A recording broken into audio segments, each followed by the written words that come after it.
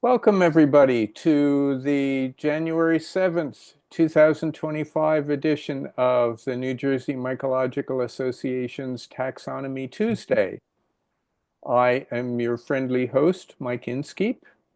I'm glad to welcome you to our first edition of the new year. So far, I have people who want to share things. I have Lila, Brandon, Shihong, and Hunter. Are there other people who have things observations they'd like to share? Yeah. Remember, Mike, I sent some also. Oh, sorry. I meant That's all to right. If we can mention wait your till eight name. o'clock for me, that would be best. Wait for 8 o'clock. Okay. Yeah, So after Jeopardy is over. after Jeopardy is over. Some things are important. Okay. So I put you in the middle of the list, Dave. Okay. So, Shihong, do you want to go first? Okay. And you said you were going to share from your screen? Yes, I will. Okay, doke. Let me see. I haven't used Zoom for a while. Let me see if I find the share. Okay. I will share my other screen. Let me know if you see my screen now. We can see it. Okay. So I took for the Inca Trail in Peru. There are only one stretch of the hike passes through a place called Cloud Forest. I saw some mushroom, but not too many varieties. So I will just share a few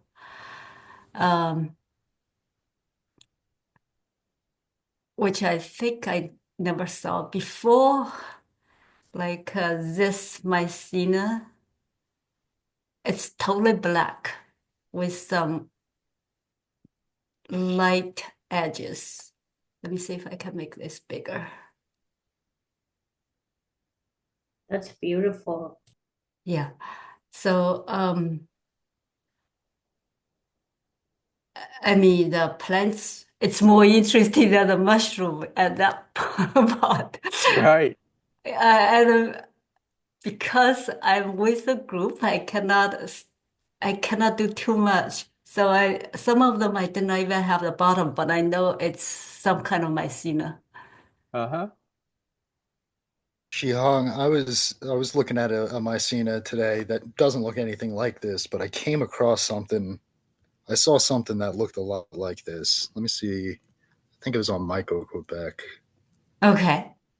Because I don't have the underside picture, so it's hard Yeah, to, yeah. no, that's not it.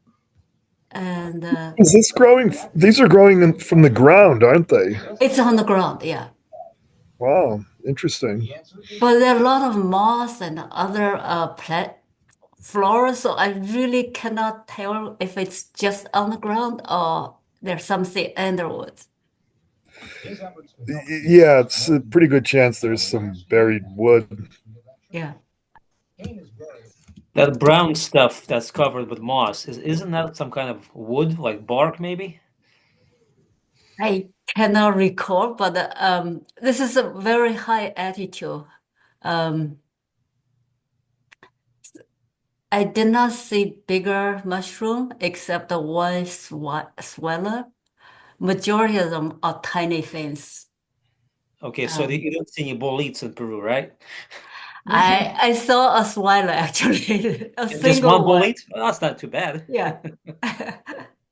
Oh, What is the location and date for this? Okay, this is November. It's the day before Christmas, Thanksgiving, and it's on the Inca Trail. Um, it's, I mean, it's an Asian trail. It's all rock steps. So on the cliff side, I did not look. On the other side, there are lots of moss, and in the moss there are some mushrooms. And I was with a group of 10 hikers, so I was the slowest one, so I cannot afford to spend too much time do the observation, but I did took some pictures.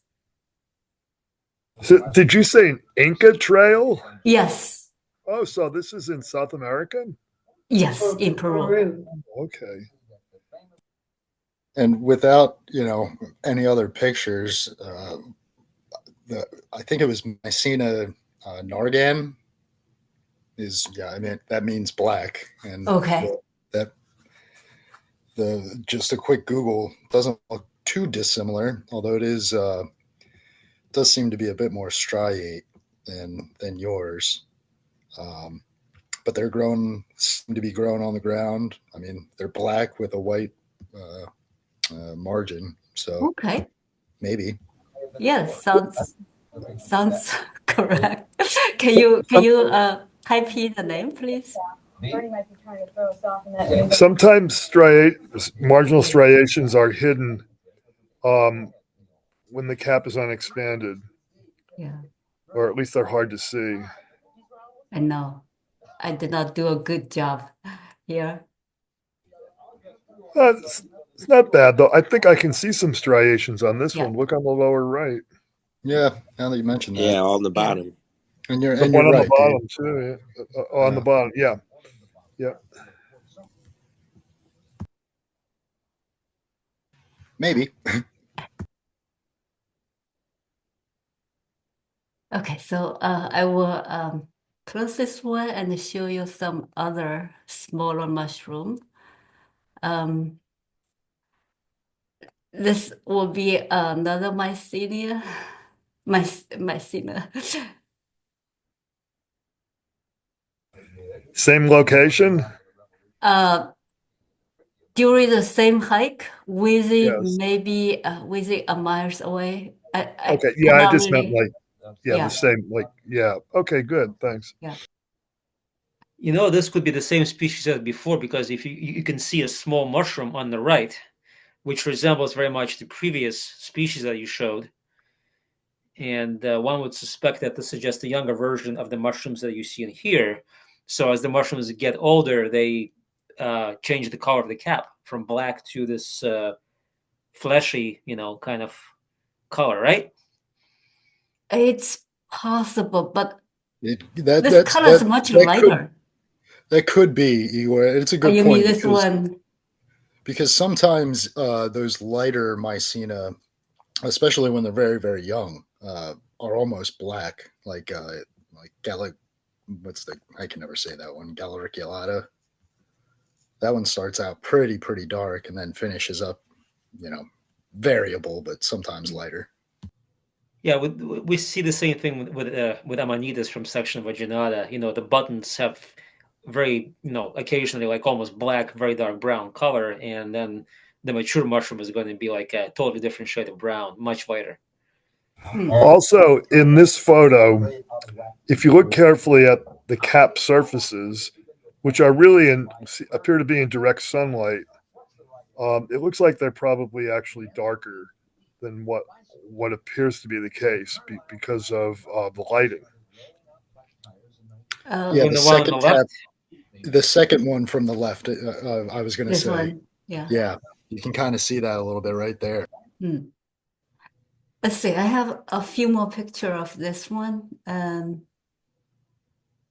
can really see they're a little darker here. Yeah, so you see the middle mushroom is darker, whereas the other ones are much lighter, brown, kind of like coca colored, cacao, or whatever you call it. Yeah.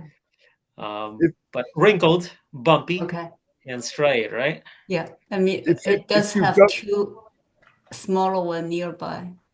Yeah. If you go with the idea that these are dark when they're young, with the whitish margin, and then become lighter, that's a lot of information to go on. Possibly you might be able to narrow it down to a species. The only thing is you might need a field guide or mushroom index that applies to South America, because there might be different species down there than we have typically up here in North America. It's a really big genus, Mycena. Mm. Yeah, you can see the other small mushroom that's hiding behind that Yeah. in that crevice, or just above it, that you couldn't see in the previous photograph. And they do have darker caps and light colored margins. So I'm pretty sure, these tiny babies and the mature ones is the same thing. Okay. Makes sense. The pair in the lower right is pretty interesting too. Yeah, they're very wrinkly, huh? Aren't they? Yeah. Yeah. Can we zoom in on those, please?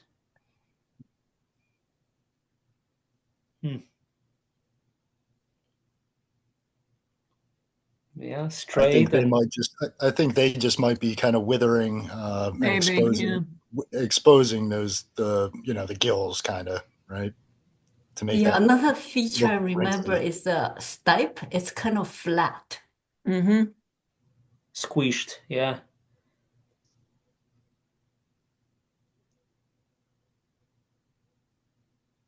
No, the species in the first mushroom that you showed, the previous species, did it also have a flat or squished That one, stipe? I think I just took picture on top and left. So let's look. Yeah, let's take a look. Yeah, this I Based on did not spend much time. Yeah, but these kind of look like the babies in the other photo. So Okay, I would it's say possible. that at least 50% chance they're the same species. How far apart did you find these collections? I really cannot recall. It's Okay, it's been a long time. I understand. Yeah. And Never these mind. are fairly small, and this looks like moss or very small plants here around it. Yeah. So that flattened stalk, a lot of times in a field guide, that'll be described as the stalk or stipe is compressed, longitudinally compressed. Okay.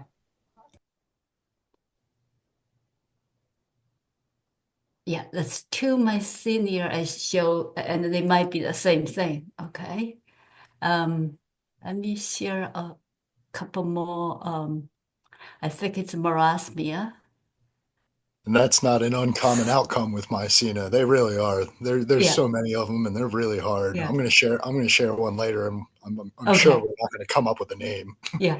So this one's totally from the top and from bottom. Love those gills. Pretty. Yeah. I mean the gill look like almost like the false fold. Yeah. And they looks very delicate and almost transparent. It was very pretty. These might be some kind of wax cap. That's what I was just about to say that, Dave. Yep. So it's so you're in the rainforest, yeah? Is this they call cloud forest at that forest. stretch, yeah. Yeah, I have to imagine there's some funky stuff going on down there that we don't see here.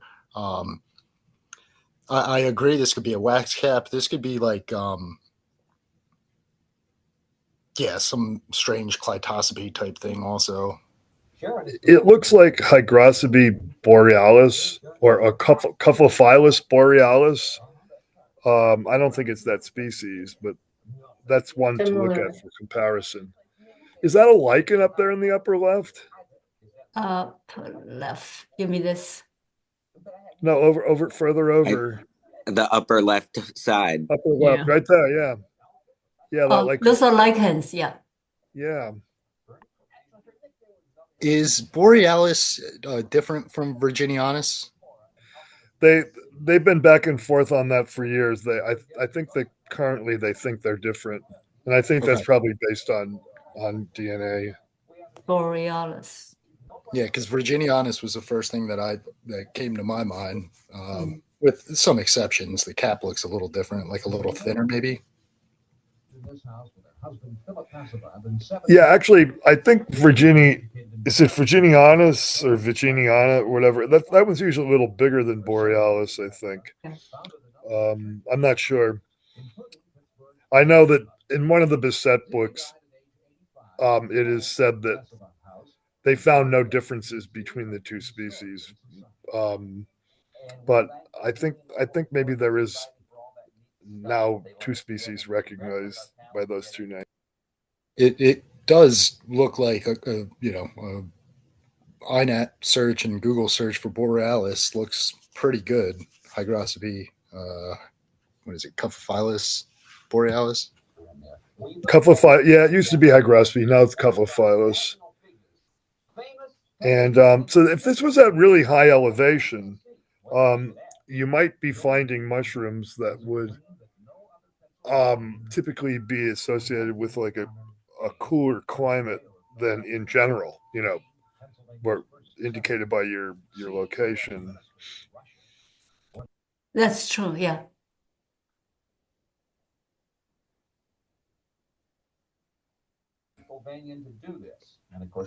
So it's like I was thinking about wax cap, but I never saw a white one before. This is the first time I saw a white one.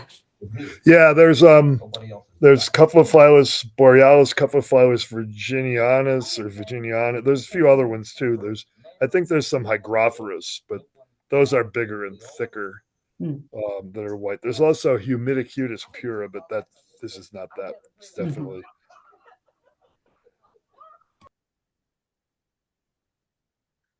Let's see. Two photos back. Can you go back a couple? 2 photos back. Okay. This one? Next one. Next one. Next one. Sorry. Next one. Sorry. Yeah, this one. What are those? Yeah, what are those things? little green things? Yeah, what are those little green things? I think it's a plant. It's not mushroom. Okay. Oh boy, I don't know about that. Kind of looks like the parathecia of a lichen or something. Yeah, could be plants or lichens, but definitely not mushroom.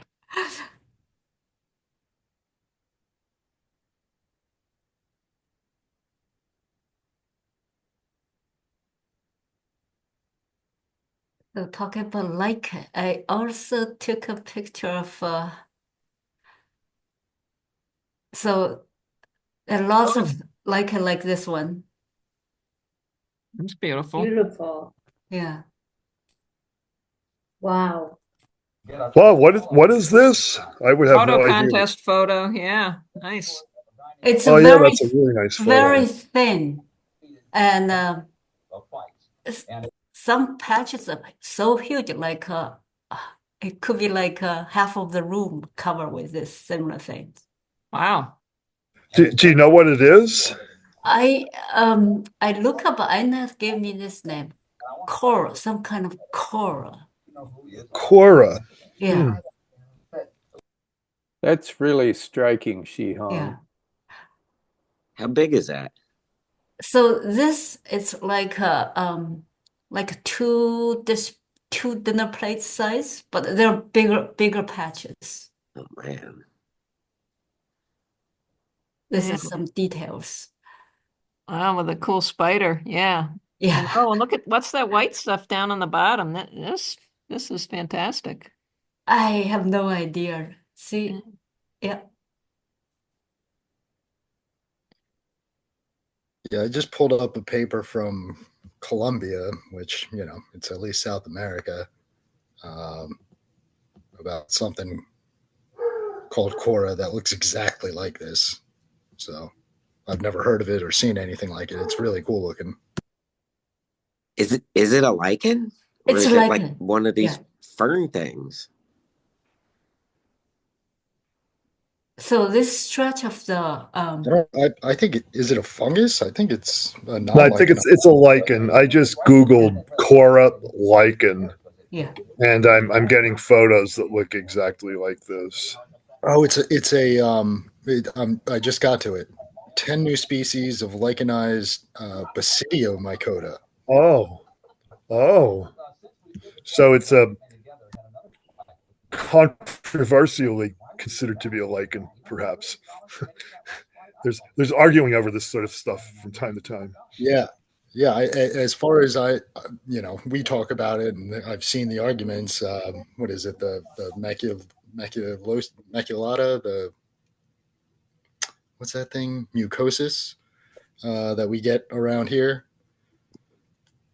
If anyone's familiar, that's the only basidiomycete that gets lichenized, I think, in northeastern United States. Jason's here; he can probably talk about that.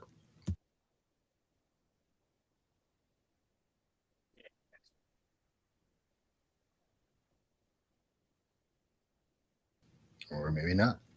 But yeah, that's an interesting thing. It's cool. Yeah. Gorgeous.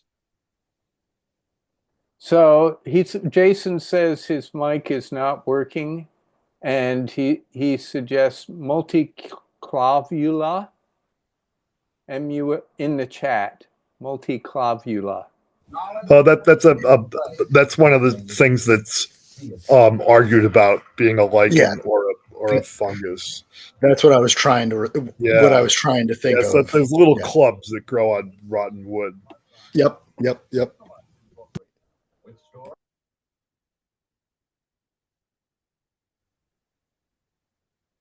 All right. Let me see. I have more, but I don't want to take too much time. This is worth it. Yeah, I don't know. Keep putting up finds like this. Come on. Okay, so I will share a few.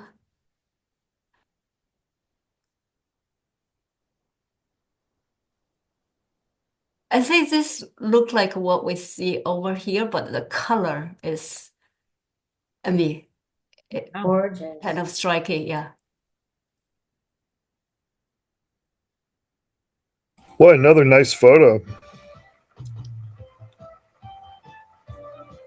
Yeah, and another thing, immediately I'm like, I don't think I have a reference for that. I'm not sure what that thing would be. Maybe Arhenia? What did INAT say? IMAT did not give me much. It gave me this. I'm not That's a even good sure. start. Okay, yeah, family. Yeah. What's that one that starts with an H that the AI always wants to suggest? A genus? Yeah, and I think it's in related to Omphallatus. Starts with an H, yeah. I don't know. Nothing's coming to mind. It's like and it's got a black stipe, which this thing looks like it has a black stipe, right? Yeah. Let me see. I have more picture of this one. It's totally there's this type. Yeah. Throughout the country, what kind of football is produced in Lackawanna and Luzerne County? It's something that hasn't been repeated. There's baby one here.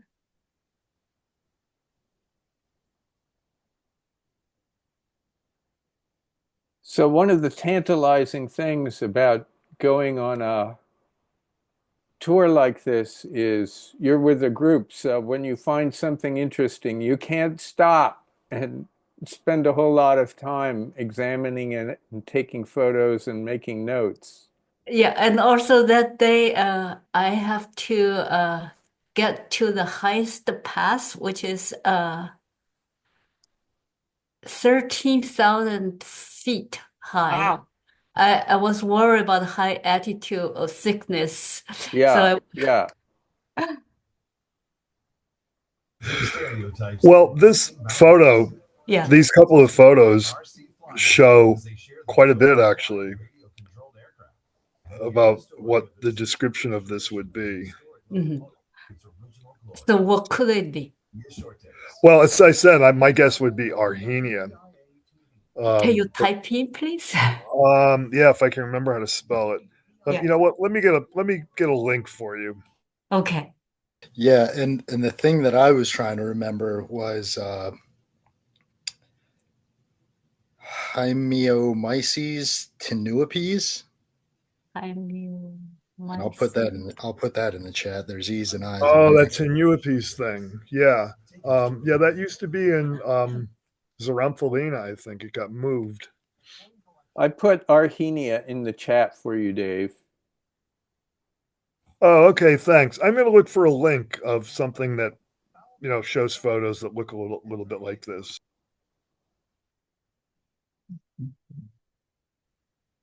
Armenia. Okay.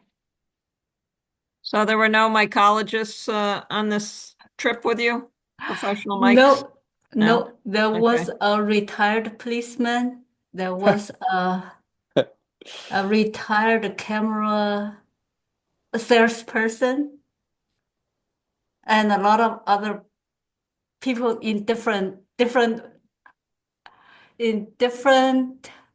vocation, but nobody was into biology or anything. Yeah.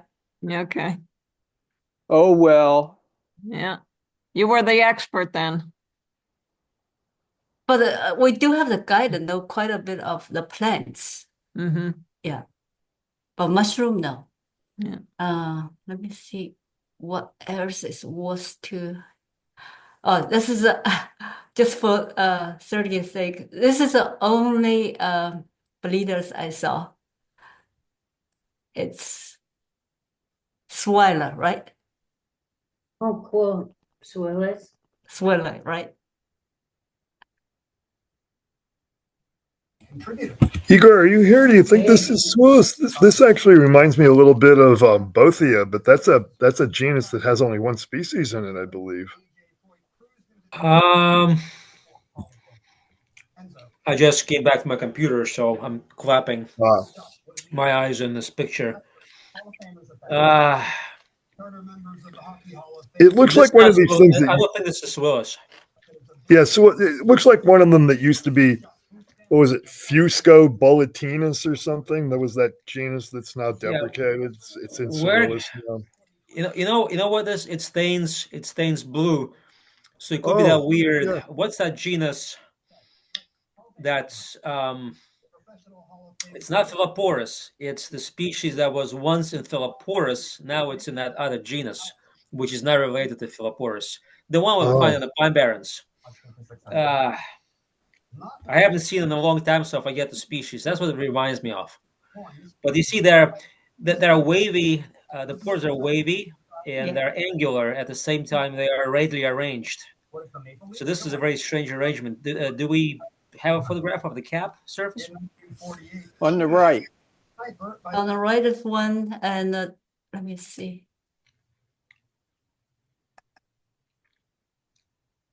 Yeah, glistening with moisture, right? Yeah, very slimy.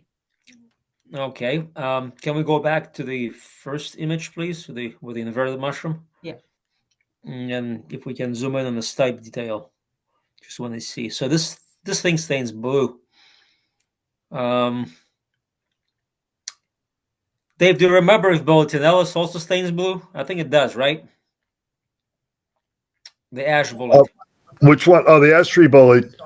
Occasionally, usually not. Ashtray, not ashtray. Ash bolete. Oh, yeah, the Boletinellus merlioides. Boletinellus merlioides. Occasionally, it bruises blue on the pores, but not all. Usually not, but sometimes it does. The shape of the cap is reminding me of that. Yeah, this looks like maybe it's in that genus, because there's another species in North America that's in that genus that's found in the South, like in Texas.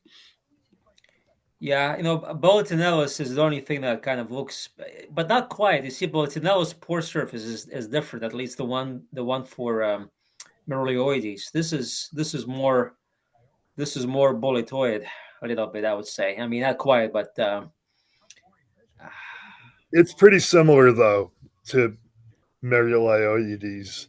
Was this growing with? Yeah, you probably don't remember the habitat. It's just a tropical rainforest. So it's going to be a mix of things. They call cloud forest. It's high altitude, kind of a cool, misty. Mm-hmm. Yeah, I don't know. That puzzles me. It's from Peru, so I'm struggling with some of the boletes from the southeast, like the Gulf Coast states. I could probably arrive at a genus, but not a species. But this one is, Velutinellus is the only thing that comes to mind. But with a bit of caution, I would say. I'm going to find this other Porphyrilus. Sorry, not Porphyrilus. Philoporus-like bolete that has a similar pore surface. I'm going to look for that other species of bullet. It's both Boletinellus, right? I get them mixed up. Yes. In the chat. Boletinellus, yes. Yeah, in the chat, I just put a Michael Quebec rendition of Arhenia, one of the more common Arhenias in North America. The color is different, but you can see the similarities to what we just saw.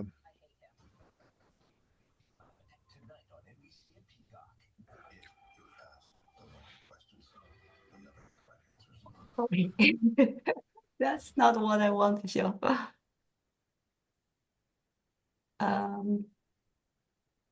Where's my...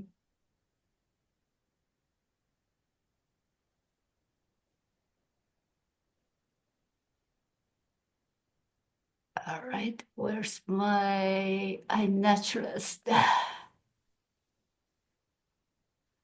Did I close it?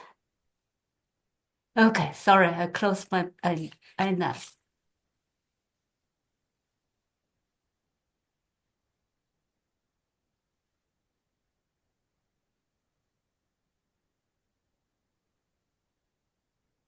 So I found that species I was talking about that used to be in Philoporus, the one that we find on the Pine Barrens. It's called, let me pull out that name from Indus Fungorum. It's called Philoporopsis boletinoides. Can you type in, please? Yeah, but I don't think this is the species that you have here, from Peru. But I have to check out, this former Philoporus. I think it's a monotypic genus now, Philoporopsis. I'm gonna post this right now in the chat, so we can compare that. Okay, so I will share one last one. They're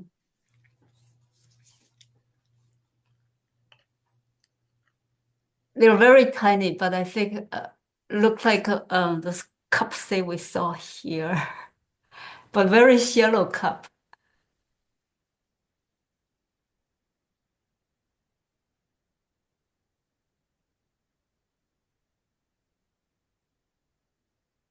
Different sort of color, interesting around the perimeter. How big This are is growing these? on this is growing Yeah, it on looks a like a lichen. lichen. Yeah, it's Yeah. growing on a lichen, but I think it's probably mushroom. I would suggest it's probably the reproductive part of the lichen. You think so? I thought it's mushroom growing on top of these things. Let me see. I could be wrong on that, but Yeah, look at those two there. Yeah, They're in the oh, middle. there. Yeah, look on the right-hand side. Yeah. Right there. Oh, yeah. Look at that. Yeah. Yeah. You're right.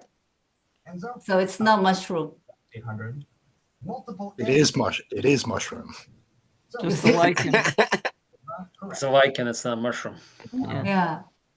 Well, it's a fungus. Depending on how you want to use the word mushroom, it is Okay. So this is a part of the lichenized. lichen. Yeah. It's a lichenized fungus, but it's not a mushroom. Yeah. Okay. Yeah. All right. I will stop sharing. That's all I want to share for today. Great share, Shihong. Thank you very much. Thank you for listening to me. Well, it's always fun to see new and different things. Yeah, I expected there should be more mushroom in the cloud forest, but not too many variety. Mostly tiny, yeah. Christopher, do you want to go next? Yeah, sure.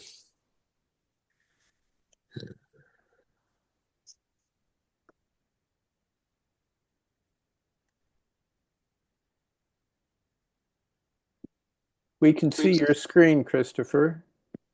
All right, first one. I just have a photo of this. It's on an ash tree, not a locust. I just like this thing's pretty big from top to bottom, or the original one. It's probably almost 15 inches across, and then it just the way that it reoriented like that, and then just made individual shelves. Uh-huh. Yeah, it's that polypore that grows exclusively on black locust. It used to be in Phillinus, but it's like in a genus now where it might be the only thing. I think it's Robiniae. back to Fometopsis. Yeah, it's back to Fometopsis robiniae. Oh, it is. Wasn't it in some other genus for a while?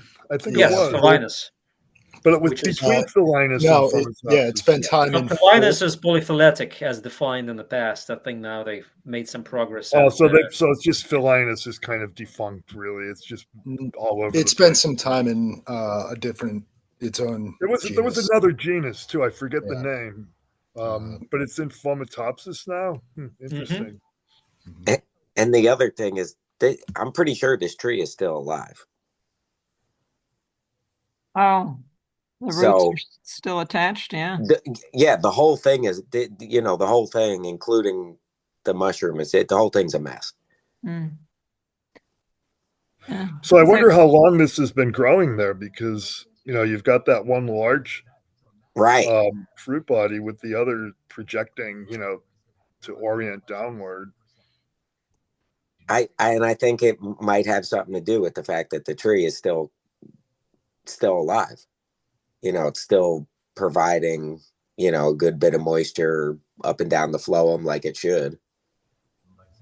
Is this thing, is the species here robinae? Is that the one that I'm trying to think of? I put it in the chat, David.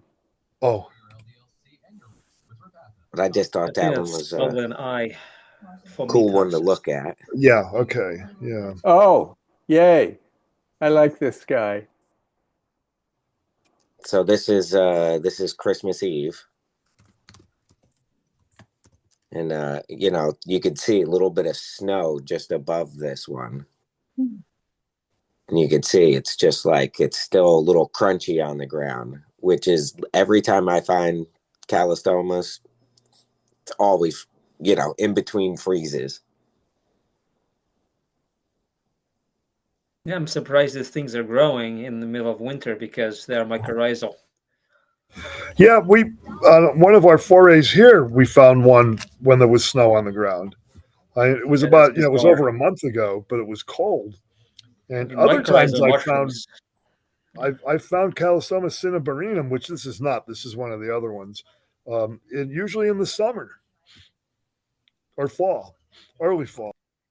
Oh, early fall is okay, but not in the middle of winter when the snow is in the ground. That's what I'm trying to say. That the season for mycorrhizal things is over. And so this is lutescens? Yeah, I think so. Yeah. Yeah, you can see if you zoom in on the collar, all three of these in the photo have the collar. Yeah, and that foamy texture to the stipe too. Yeah, it still has the lips, hot lips. Yeah. Cool find. Good photos. I love how they surprise us. How big were these things? Oh, I didn't dig it up. Usually they're real long. The subterranean portion, the cavernous portion is sometimes very, very long. Yeah. Yeah, usually they're real long. I didn't even bother digging them up. So this thing could be twice at least as long as the the terrestrial, portion is. I've dug one out of that particular hillside, and it was like, man, that thing was like 8 inches long. And this is Chris, Shark River, right? Shark River Park. Yep. Was this in a loose soil, kind of sandy, or? Yeah, it's the trail goes down and it's kind of like dug away, so there's like a real steep hillside, but it's all sand. Yeah, it's very Panbarency. It's just like that park that we go to in September, um, near the place where Emily Rollins used to live. I forget the name of it. So it's the same kind of habitat. It's not the hardcore pine barrens. It's on the fringe, so you get the sandy soils, but more oak than pine. Right. The same type of thing that you get at Manasquan, where we used to come many years ago. What's the name of that park that we've been to for the last 2-3 years? That's Scotland Run, right? Scotland Run. Thank you. Yes, I'm like, I remember it was some kind of a run, but I don't remember Scotland. Yeah, so the same kind of a deal, except that it's a diagonal from the southwest to the northeast across the Pine Barrens.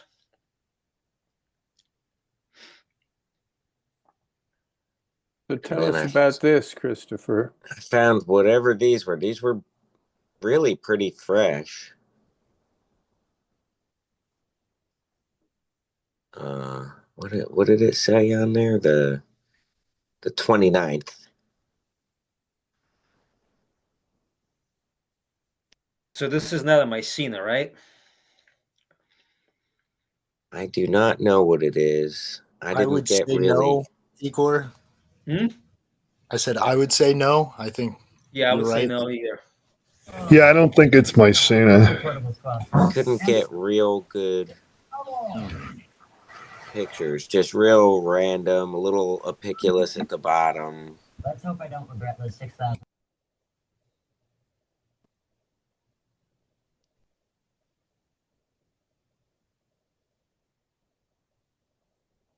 Did you do a spore print? Was it white? Yeah. Yeah. Yeah, it was white. It didn't really drop that much. But no like hints of pink or anything like that, right? No, it didn't seem to be. So if this is not a Mycena, it's not a Vicaria, what else can have a white spore print that looks like this? What is Warner Brothers? Those are the siblings. It's not a trichiloma, is it? No, it's not a trichiloma. No, definitely not. And the spores look a little like trichiloma spores. It's the only reason why I said that. But the gestalt is wrong, from trichiloma. No, it doesn't really. Mushrooms. It doesn't look like a trichiloma. No. White spores that look like that. Udamanziella, but I don't think it's that. No, it's not a Manziella. No. See, yeah, they should be really big spores. Like individual, not cespitose or anything. Like they were each individuals.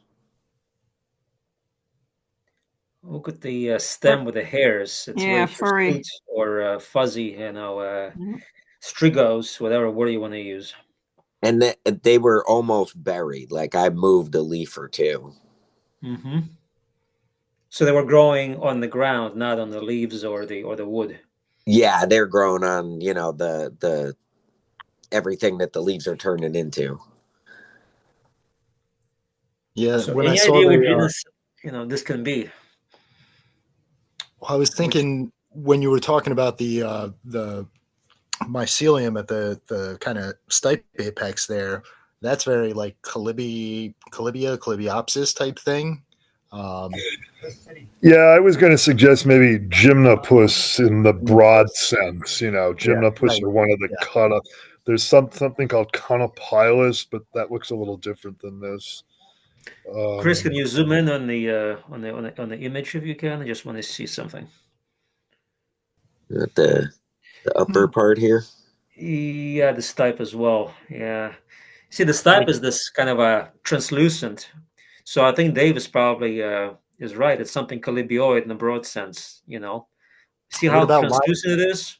Yeah. Like glassy and frosted kind of thing. Yeah. Yeah, there's a few genera that have been split off from gymnopus, and it's a little bit confusing. I think the one thing against gymnopus here is the spores. Don't most of those have like kind of They're- seed shapes? Yeah, they're Kind of- shaped differently. They're more what are they what's the word they use? But yeah, I know what you're talking about. They look like seeds. There's a word they have for the spores. I'll think of it. Yeah.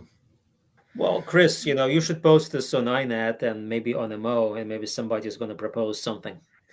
What about Liophyllum? I don't think so.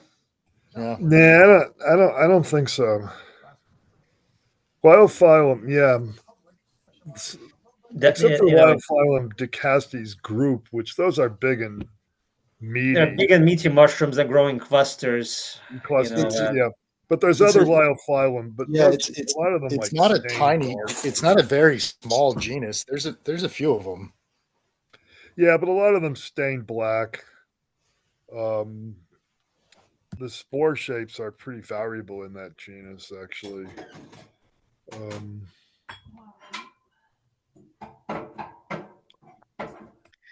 Well, We're running out of genera to consider. good to see something with gills on it, honestly.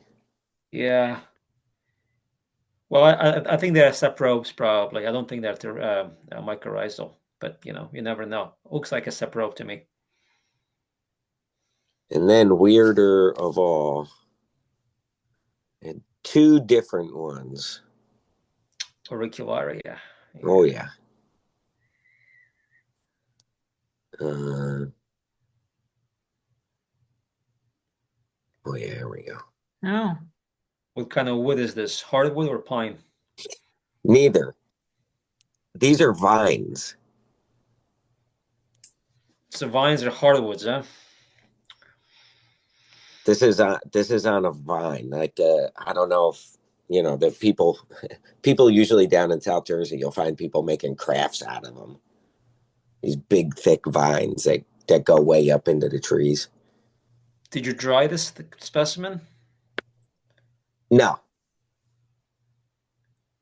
Maybe it's a new species of an Auricularia growing on not on a. It is a vascular plant. It has leaves, right? The vine, so it's more closely related to deciduous trees than pine trees, right?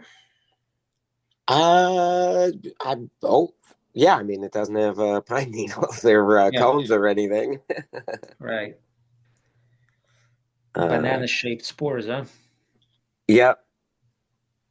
Here's some other. I've found there. Auricularia on a grapevine once, on grapevine branches. I think it's probably on Mushroom Observer. I found them at Bald Eagle State Park, I think. The same day, about, I don't know, an eighth of a mile away.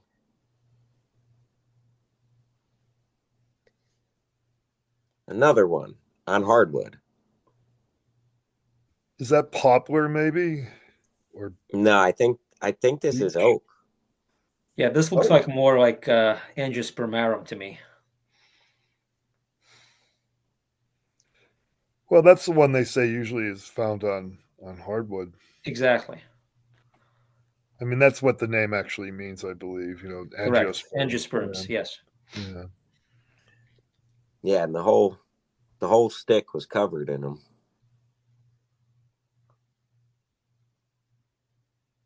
Yeah.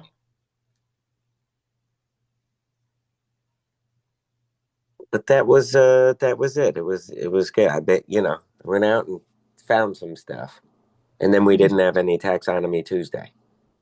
Good work.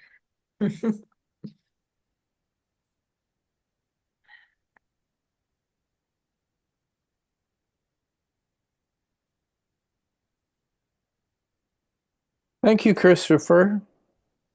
Thank you. I'm going to put that name in the chat. So, Lila, do you want to go next? Sure. Let me see if I can share the right thing here. All right, we can see there. We can see your screen now.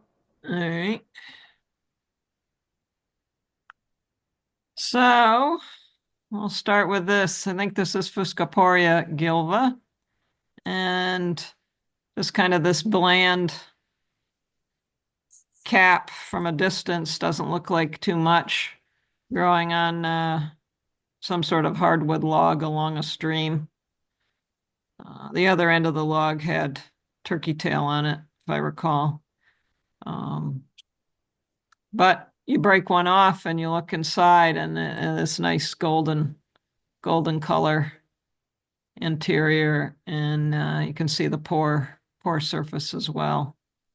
So these are getting a little bit old, of course, but I hadn't noticed them before. So they're just like really faded, right? The upper, Yeah. yeah. Yeah. This is another thing that used to be in Philinus, I think. Yes, it was. Yeah. It is common too. I would really see a lot of this. A lot.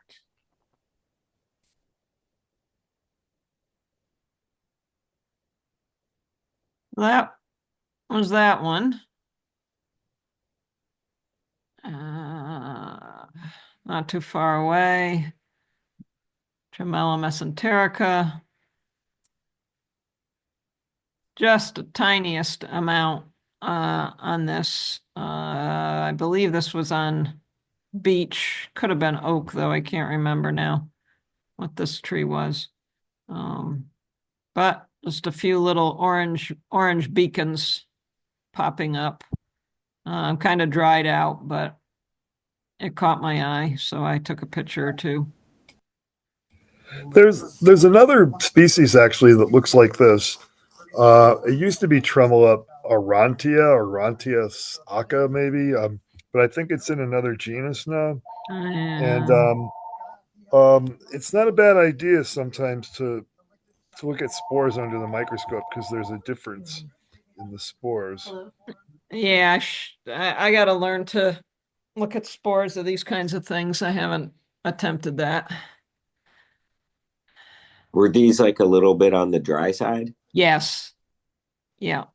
Yeah, I was just going to add, especially when they're not in perfect conditions. You know, when you find Tremella mesenterica or that Neo whatever it is. I put it in the chat. Yep, thank you. They're easy to tell apart when they're in perfect conditions, but that's, you know, you rarely come across them that way, right? Yeah, certainly not in the last year. Yeah. No problem. Yeah, that's the thing I was trying to think of. The thing you put in the chat, Mike. So to get spores from this, what just lay it on a slide overnight or do you yeah. That's all you need to do. Yep. Okay. And they drop them readily. Yeah. Oh. Like it's spore bearing in every direction, I think, by the shape of it. Pretty much. Yeah, I think the entire thing is the hymenium, basically, Yeah. except for the part that's attached. Yeah. They're very obliging. Yeah. All right. Well, I'll try to do that the next time. They're so tiny too. I had nothing. I was just out for just a quick little excursion. I had nothing to carry anything with, so my bad. Yeah, sometimes, you know, in the winter, like there's not much else to find. So sometimes I'll bring something like this home, just, you know, to have something to study. Okay. If there's a then? Say it again, Hunter. Is it a basidiomycete? Yes. Okay. All right, and then the last one is this diatripe virescens. There's a person down in, I think he's in Maryland, that has started a project who's very interested in finding these, finding out where their distribution, how common they are. So we'll try to get something in an email blast out to people. But he's looking for people to go out and hunt for these, and they show up on American Beach. This diatribe fluorescens, they're called common name kiwi bubbles. So this is an older one. It's not very pretty, but when they're fresh, they're kind of a yellow green and have some I don't know what to call them, osteoles, some sort of little openings and bumps on them that are a different color. So they're kind of interesting when they're fresher. These are older and dried out, of course, but they erupt through the bark of the beech tree. And this guy, you may have seen him. His handle in INAT is I'm a Songster. His name is Mark Richman, and has a project looking just to find out more and learn more about their distribution. And this is on a branch, Lila? Yes, it's on a small twig of beech, basically dead, the twig. This happened to be still attached to the tree, but you can find them also on twigs under beech. But if you can identify the beech tree and you find something looking like this, it's pretty likely it is diatribe fluorescens. There is another diatribe, what is it, disciformis? But that, I think, might be European. We might have been identifying things as disciformis in the past, but I think this is really what's being found in North America now. This is the right name for it. Hey, Jason typed in eruptment. I know his mic isn't working, but is with an exclamation mark. Right. I think he was meaning, and he can correct me, type it in if I'm wrong. The part that's erupting, the part of that fungus would, I think he's trying to say that's an eruptment. The part that's coming through is the eruptment. Right. Okay. Yeah, definitely looks like something erupting, like a volcano erupting. And there are a couple other diatribe. I think they're in Diatripella, if I'm not mistaken. But there's one that Diatribe quercus, or maybe it's Diatripella quercus, that all do the same thing. But the fluorescens, I've never confidently ID'd the fluorescens unless it's green, yellow, and kind of they're kind of spherical as well when they're fresh. Right. So yeah, so hopefully, it's a good thing to be looking for in the winter, I think. Also forces you to find your beech trees. It's pretty simple protocol that he wants one photo per tree because he's kind of interested in how many trees have this. He'd also like to know how far between trees and how long you spent looking for them. But those two aspects are more involved. But if somebody's looking for something, a purpose to go out and hunt for something, if you're in a forest that's got beech trees, this might be kind of fun to go around and visit the beaches and see if you can find it and document the ones that you find. So we'll get some information together and out to people about it. Well, we better hurry up because there will be no beech trees left in 5 years. Right. So that's why he wants to do it through this year and into 2026 is the period that he's interested in studying. So. And Jason has posted in the chat, if you've seen the 1979 film Alien, you may recall actor John Hurt playing the substrate for an erumpent extraterrestrial. Oh no, not again.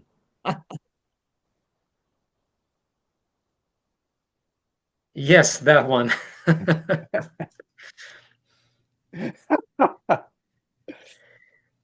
Wasn't there another movie where the previous movie was satirized, and there was a scene with the same, same kind of thing, that something was erupting from a human being or something like that, like a creature, some kind of a creepy creature, and that person said, "Not again." Yeah, but maybe it's the same movie. What's the name of that movie, by the way? Yeah. There are Spaceballs. two of the Alien movies. There's Alien and Aliens. No, the one I'm referring to, I think, is we're a up to 5. satire. We're up to 5 now. Up to 5. Oh, okay. I think you should post this project in a Taxonomy Tuesday email blast, Lila. Yeah, we'll put it in Taxonomy Tuesday, and maybe we'll just put a little blurb in a regular club email going out Okay, to cool. let folks know. So yeah, so this is all the information that I've gleaned out.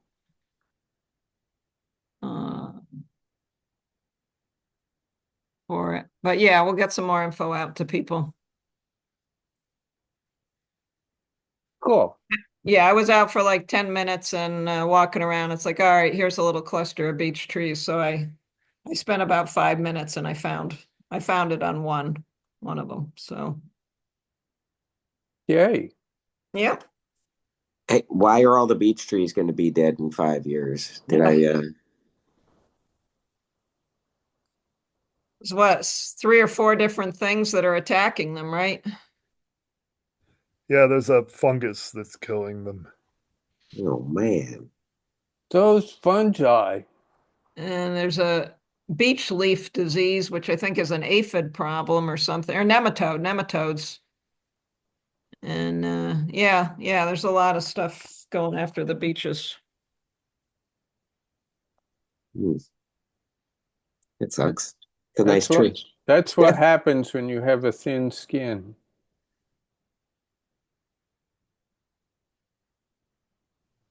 Or a thin bark, as the case. I'll give you a laugh on that one, Mike. That's good. Okay. So, Chris, Yeah, the name go of that ahead. movie with that scene, not again, is that Spaceballs? Yes. Yeah, okay. Yeah. So, Hunter, are you ready to go, or shall we move on to Dave or Brandon? I can go. Okay. All Okay. right. Let me share my screen.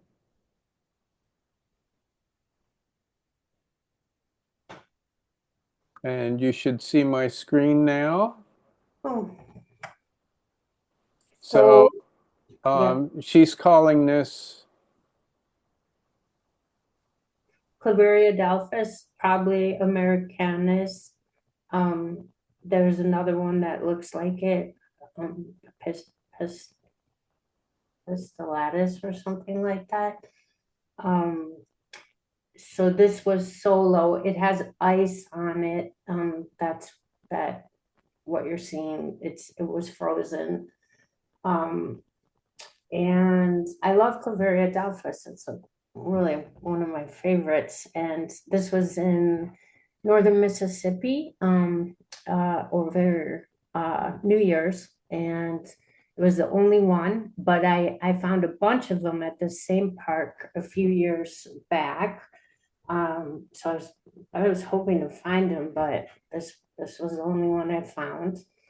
And I was going to try. I cut it open and I used tweezers and removed a little piece and put it on a slide, and it didn't go very well. I'm wondering, would this be like the Tremella where you would just lay it on a slide to get spores, or it's a basidiomycete, right? Yeah, I think if you just lie one of these on a slide, if it's viable, you'll get some spores. Okay. Yeah, so I still have it. I might be able to get it, but yeah, it was exciting to see. I really love Clavaria delphis. They're super cool. So this was in a hardwood area, it looks like. Yep, oak, probably beech. That was primarily what was there.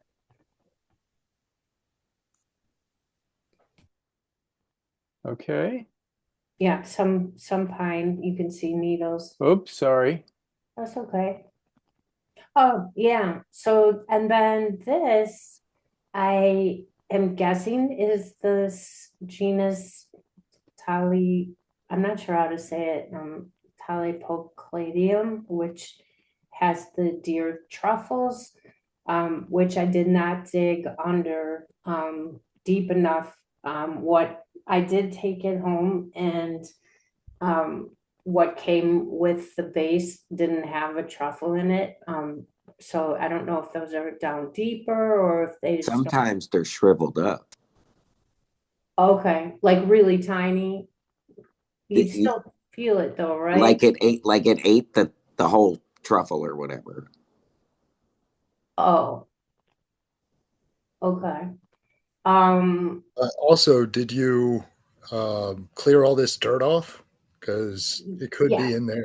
Yeah, I was sort of hoping it would be in there. It was looking like that right there, like almost above the cursor. Yeah, to the right. Yeah, upper right.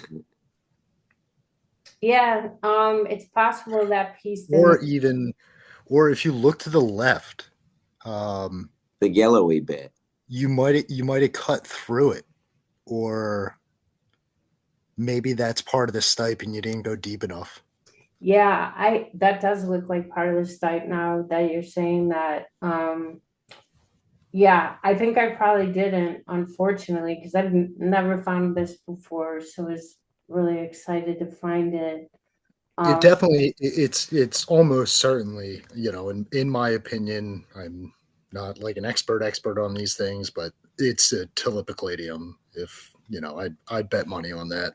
Greenish Cool. top, fade to yellow. Yeah, it's either Tolypocladium capitatum or Longus segmentum. I might not have got all the syllables right in those two names. But, Fractium. Fractatum. Oh, that's right. There's another one. Oh, that's right. Yeah, could be the other one. Do the caps open on these at all, or no? No. No. Okay. That's what I thought. I mean, and that's how I recognized it. I was like, oh, I think I know what this is. But then I was kind of curious about it. So it's almost like there are some people that are trying to like make these identifiable without microscopy, but I highly doubt all of their IDs. Yeah, I think you got to look at spores on them, even if you do find the prize at the bottom. Okay. And with a specimen that's probably dried now, to see those spores, what would I do? You could rehydrate it, wrap the base of it in a wet paper towel, and lay the head, the top, Yeah. on a slide, and hopefully you get a spore drop that way. Oh. You might be able to do that, but getting spores out of a dried thing isn't always guaranteed. But I've had success at least bringing things back a little bit, Okay. doing that. So. Okay. I might try to do that. Thanks. Yeah. That was fun to find. It was really cold there, unfortunately, but it's good to see a few mushrooms. So, yeah. So these were From the same place. Yep, same place. At Tishomingo State Park in northern Mississippi. And I was thinking Gymnopolis maybe, or Foliota, that it had a reddish brown spore print. and I wasn't able to look at the spores, unfortunately. And I won't be able to, unfortunately, but I was able to see what color they were. And so, yeah, they were growing pretty prolifically. And I'm not sure. I haven't had time to do a lot of homework on them, but it did seem like there was a ton of hyphilomas around, but I don't think these are those. I'm going to put something in the chat. Definitely they're not. Flammula alnicola, something for you to check. Okay, thank you. Okay, I'm putting it in there right now. Did you guys on that last zoom there? Did you guys see that purplish ring zone?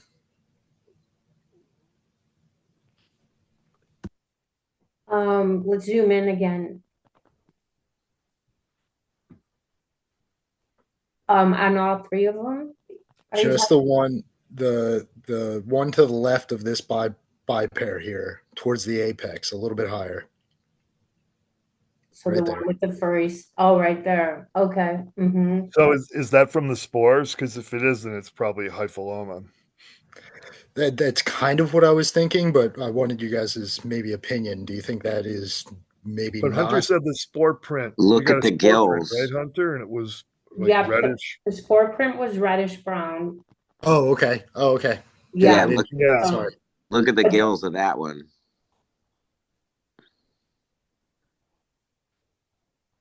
I mean that's probably pretty close to the spore color. Yeah. That's Yeah, right. look at what I put in the chat. I think these are probably Flammula alnicola. Thank you. I will do Yeah. that. More reddish spores would definitely lead to flammula, right? I think. I'm not sure, but the fruit bodies look like Flammula, and they're easily confused with Gymnopolis. They just it's hard to say why they look a little bit different. Maybe the gills are a little different. Yeah. What color, the spore print for Gymnopolis is more like, It's usually pretty orange, rusty orange. okay.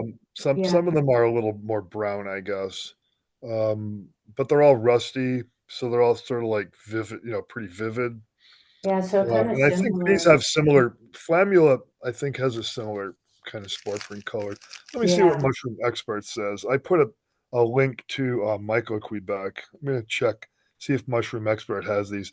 By the way, these used to be in Foliota, I think. Oh, okay. I think Mhm. so. I think they used to be in Foliota. I'm not sure. Yeah, they have that look as well. I'm excited that someone's going to be talking about Michael Quebec usage. Um, do we know when that's going to be yet? No, I haven't set that yet, but I'm gonna try to talk to people about it. That would be so great. And I think that would be helpful for me for sure. I would get a lot out of that. Look left of the cap and the leaves. How much? What is that? I think it's this cluster of mushroom mycelium, maybe. It's just riddled. Yep, that must be it. And there's so much on the stipe end of that one. So I guess, yeah, it's more. There's also some, whatever you want to call it, towards the apex of this one, right? Mm. On the left side. Oh yeah. I added another link for Mushroom Expert. Cool. And there they call it Foliota alnicola there, so they're using the old genus. Mm-hmm. Those look very similar. I'm guessing that's what these are. Let me see if there's anything distinctive about spores. Nah, not really. they're dextrinoid spores. So if you have melters, Oh, you okay. can test that. If you get some spore, if you get enough spores. Yeah, maybe I can try that again and see. Might be able to. But you know what? Gymnopolis have dextrinoid spores also, so that's not really going to tell you a whole lot. Mm. Hypholoma do not have reactive spores, but if you think it's a hypholoma, you can mount a little smash piece of gill and look for chrysocystidia, but you have to mount in KOH. Oh, Um, okay. they have these pleurocystidia, so they're all over the gill face. Some species of hypholoma seem to have more than others, but this is not a hypholoma though. If the spore print color was like rusty reddish sort of, it's not hypholoma. Hypholomas have these really dark purplish, brownish, almost black spore prints. Mm-hmm. And the dextrinoid you'd be able to see even though the spores are already like reddish brown. Not really. You have to look at them under a scope. And Oh, it's probably a good idea to take some of yeah. the spores and mount them like in water or KOH or something, and then see if you notice a difference in the color, once Okay. you look at them with your scope. Mm-hmm. If they're dextrinoid, they'll turn like purplish, reddish, brown sort of. Good. Okay, cool. Yeah, I'll play I around think with that's what these are. I think you've got Flammula alnicola here. That's also a fairly late occurring species. Look at what I posted in the chat. Yeah, Two I links. am looking. Yeah, thank you. Okay, cool. Yeah, I would be in agreement based on these links. Cool, thanks so much.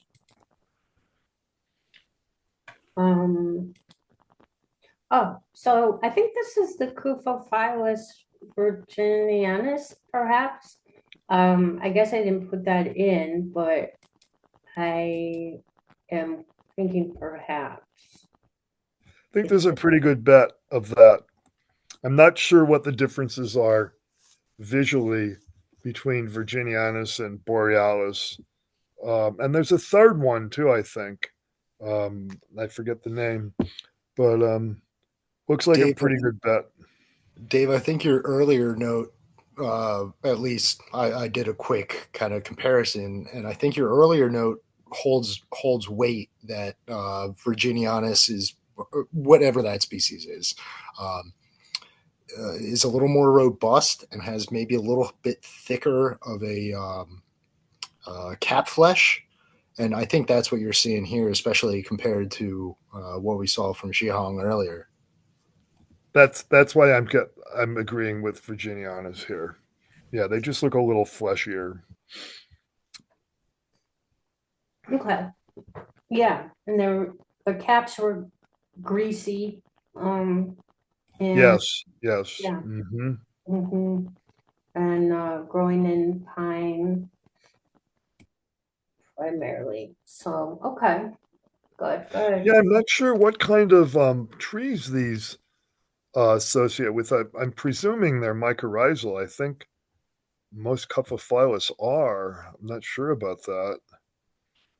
Let's see what it's. I'm going to look and see what it says on a couple of websites for what these associate with. They might associate with a lot of different kind of trees. I'm not sure. I'm going to check. It says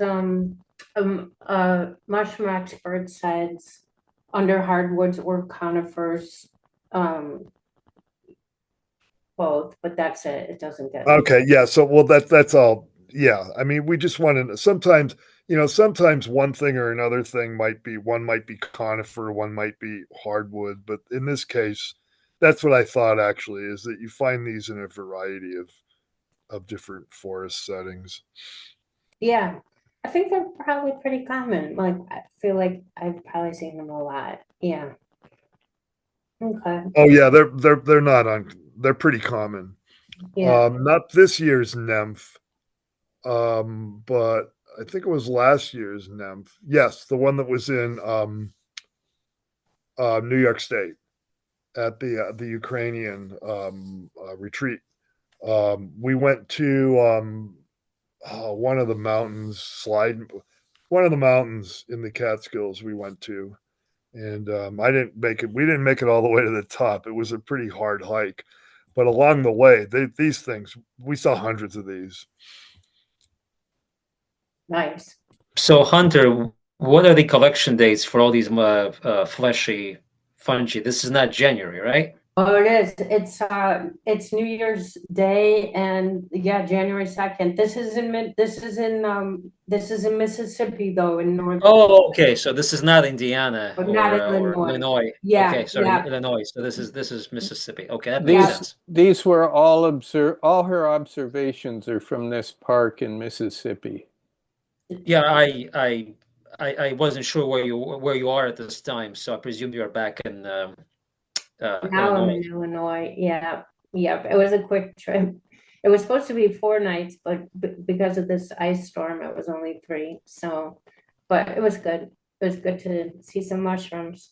Yeah, that explains the fungi in January. It's not our latitudes, it's the subtropics. Yeah, okay, got it. Yeah, I did want to say about the stalk puffballs.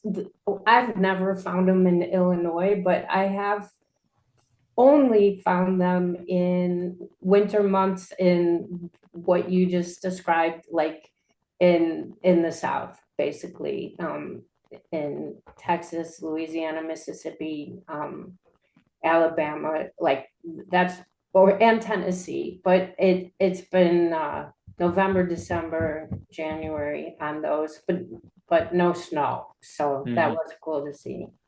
But I've never seen them in the summer, so I'm happy to hear that's a possibility because I was kind of thinking they were a winter mushroom. And I presume you did not see any boletes in January in Mississippi. No, sadly, I was looking, but no, not even. Yeah, I wish I could have gotten further south. Well, they're out of season, yeah, I guess. Yeah, even there, yes.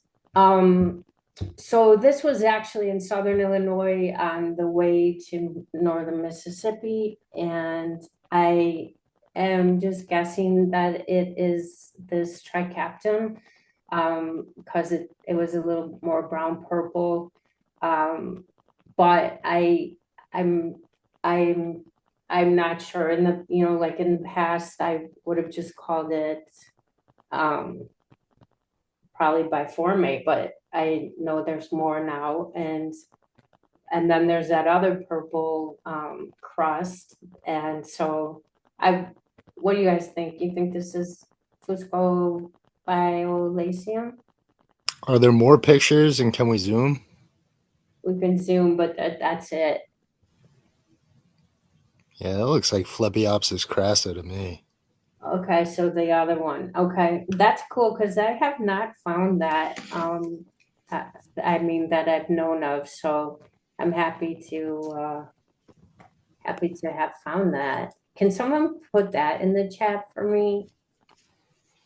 And then, of course, you have that other species growing, which is Schizophyllum communi. Yes, yeah, I saw that. Yeah. Yep, there it is.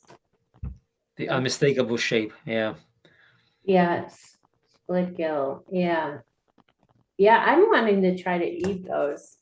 But I was looking for some nice fresh ones, but I didn't see any. Don't smell them.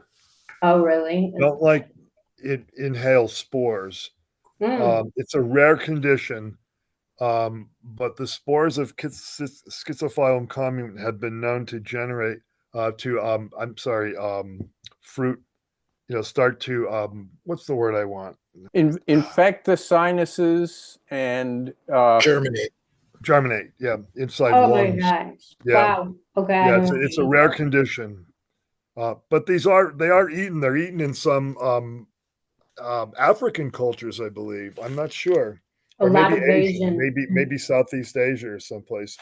Mm. They're Yes. eaten. They're commonly eaten. Yes. I've Yeah, never tried them. Philippines too. Yeah. Okay. If I do, I will not smell them. That's for sure. So Hunter, when fine. I was looking at that zoom. This had teeth or no teeth? It was smooth. I couldn't really see teeth. Yeah. But I If we can see the split gills on the Schizophilum, I think you would be able to see teeth on a Trichaptum or pores or elongated pores or however you want to define those. Yeah. So I'm pretty sure you have Phlebiopsis crassa here. Yeah, keep going down though, because I think like around there was the only area it looked like things might be trying to differentiate into something, but maybe not.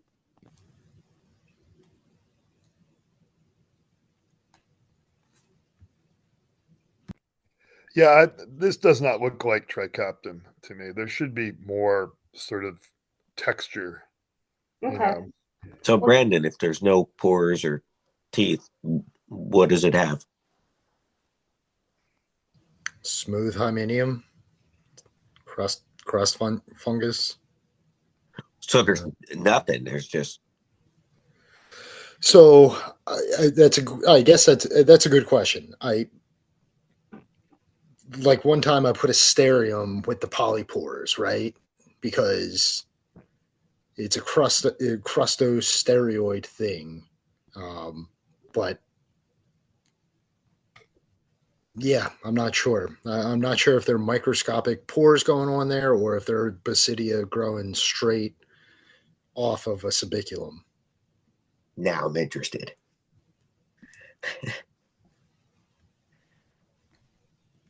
Yes. And I mean, yeah. So getting the spore print on that is just, I don't know. You lay it, let gravity do the work for you. Lay it.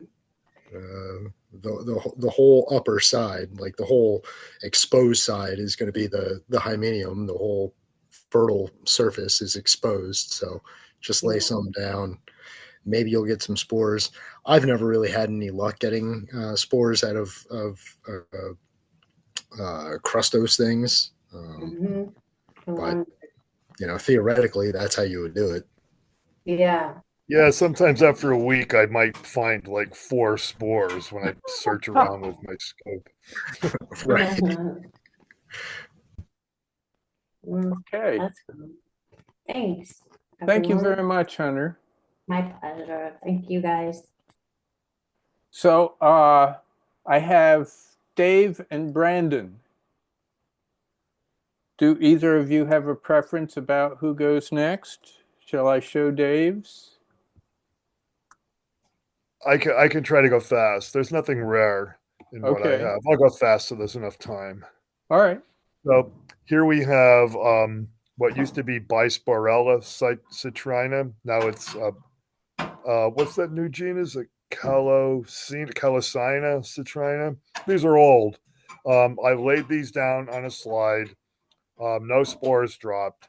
So I just scraped a little bit onto a slide and smashed it. And I did find spores.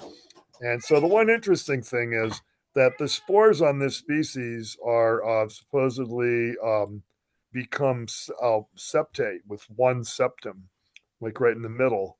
And in fact, on a few of the spores that I found, probably because they were quite mature, post-mature, you can see, look at the one on the lower right, you can see the septum.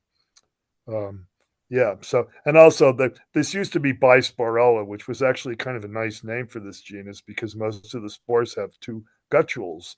So, and when they become septate, it's like one spore looks sort of like 2 spores.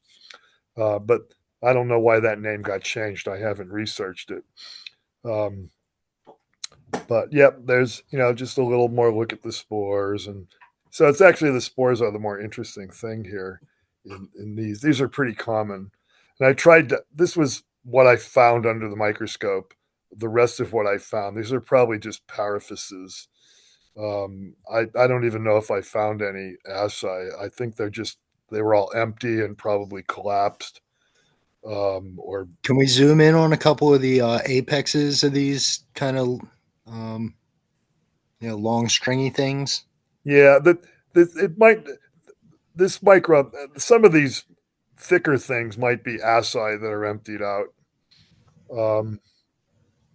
But it's not the most useful um, piece of micro here because these are really old. They probably fruited well before the cold weather came and And just those spores are persisted. pretty big, it looks like, right? Well, Yeah, the spores on you this species, I think they go up to like 15 microns long. know. I think I probably do I have it in the notes there? I should have put it in. Maybe I didn't. I think they go up to like 15 microns long.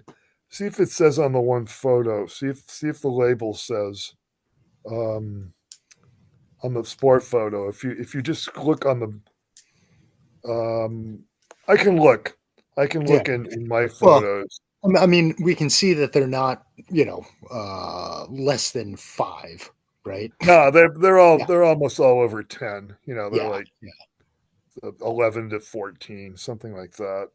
And then, Mike, if we can go back to the first photo, I don't want to take too much time, but there's something else going on here. Yeah, there was something growing on these too, and it's not really in this photo. It's actually over to the right on the same log. Um, there's this like crusty looking stuff growing on them, and I tried to smash some. I couldn't get any spores to drop. I tried to smash some, and there's like 4 different shapes of things that could be spores. Yeah. So I Crazy. just didn't really want to take a lot of time I'm saying asking I all don't know these what this is, questions. and have I'm everybody asking all else these saying I don't know questions what this. because I'm going to show something. I found a really cool, something I think is really cool. Okay. That doesn't look completely dissimilar to Calycina, but these discs were. Would you say like the mature ones were 2 millimeters plus, or are these sub, a Well, millimeter? let's go to the penny. Let's go to the picture with the penny. Now, the penny is like 1.9 centimeters. So, Okay, yeah, I so think that's these are probably over 2 millimeters. The bigger yeah. ones. Yeah. Okay, cool, nice, good find. And I agree with the identification. Oh, yeah. Yeah. This is kind of a slam dunk once you find the spores. Yeah. If Yep. you don't find the spores, there's other things it could be, especially when they're old like this and not in the best condition. So these things that I'm showing now. I found all of these were found on December 31st. So on New Year's Eve, I went out and walked around in the woods because it was the third consecutive day of warm weather. High 50s, nights in the 40s, following a spell of weather. We were below zero one morning. It was 2 below zero, and it was even below zero at our weather reporting station over this way. So this stuff was found after a good solid week of pretty cold weather. Um, so these were very close, and all of these things were found pretty much, you know, along the bottom of a ridge, southeast facing ridge. A lot of tulip poplar trees, oak trees, other kinds of trees, and some pines and hemlocks also.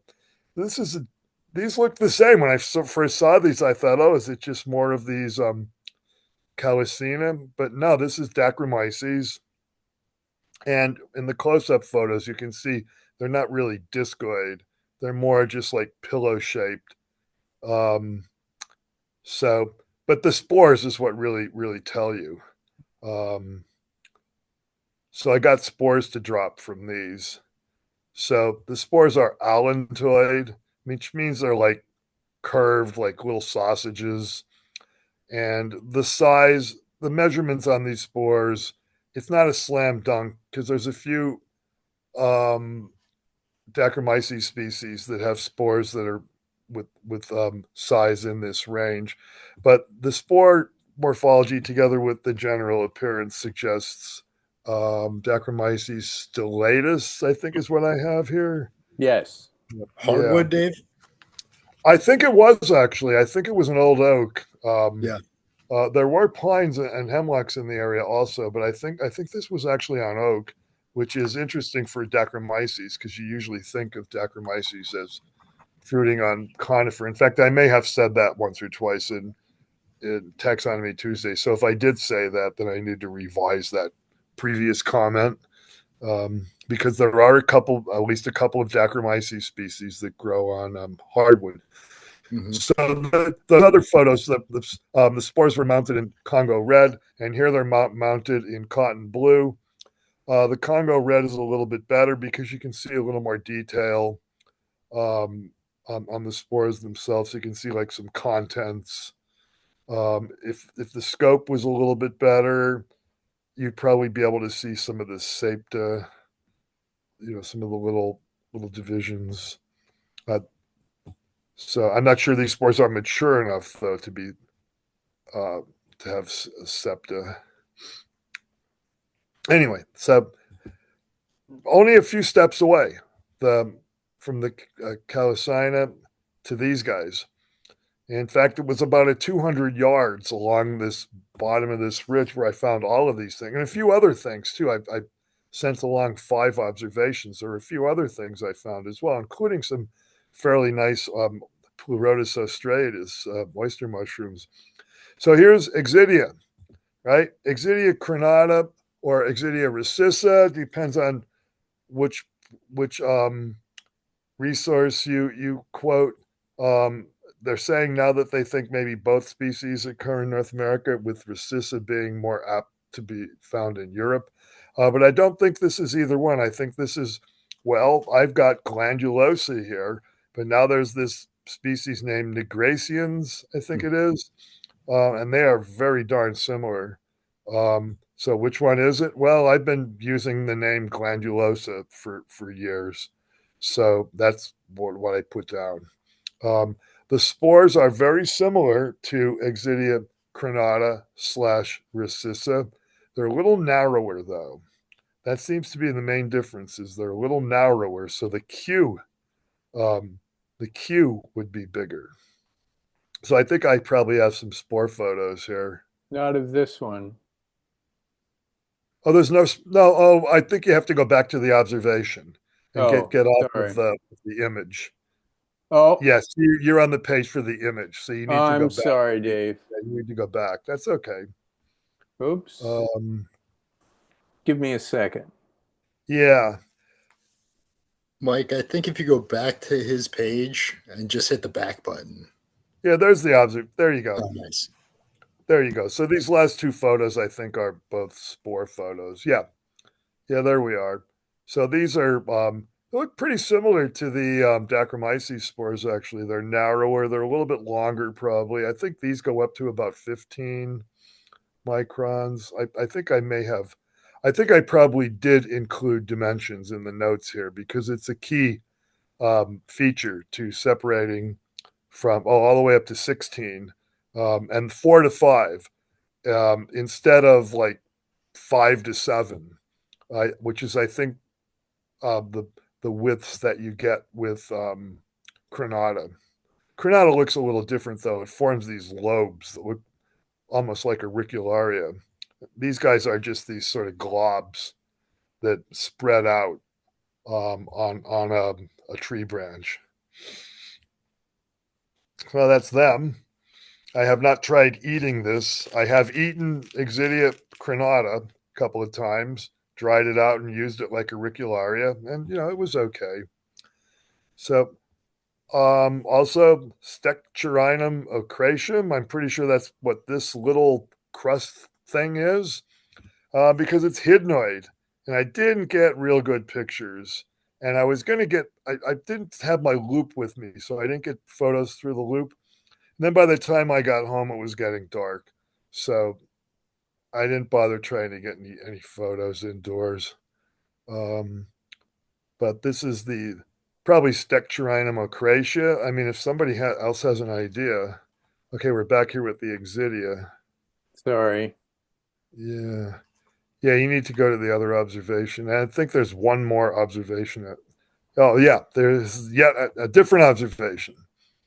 So you can stick on this one if you want for a while. Well, there's the Exidia. I think don't click on the name. You'll go to a page that tells you about it. I think you just want to work off the. Okay, so now we have all. So there were a lot of these. These are looks like they're growing from soil, but this is soil that is caked onto an upturned root of a large tulip poplar tree. There were two of them. Two uprooted tulip poplar trees probably came down in windstorms. And not this year because I found this same species on these same tree roots last March. So this is Flammulina velutipes, the winter mushroom, the velvet foot, velvet shank. It's got all these different common names. And there were lots of them. So there's like 3 different fruitings here. I think or maybe even 4. I've got the photos I have labeled. You can't really see that here. There's like A, B, C. The last ones are the most impressive though, and they're coming up.